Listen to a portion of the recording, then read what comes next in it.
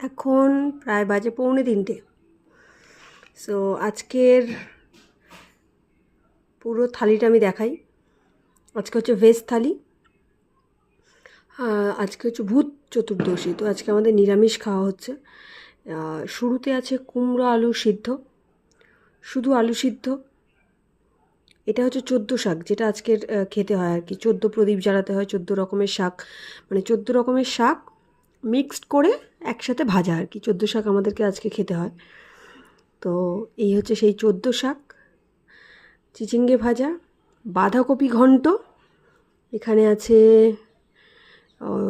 কুমড়ো ফুলের বড়া, আর একটু চালতার আচার আছে, আর লেবু লঙ্কা। তো আজকে শুরু করতে হয় কিন্তু এটা দিয়ে আমাদের।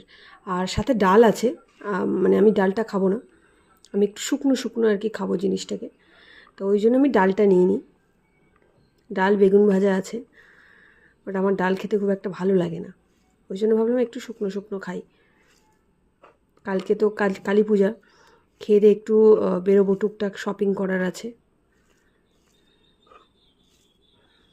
তো এই যে 14 শাক, মানে এটা আজকে আমাদের 14 শাকটা খেয়ে আজকে কিন্তু আমাদের 14টা প্রদীপ জ্বালাতে হবে 14 জায়গায়।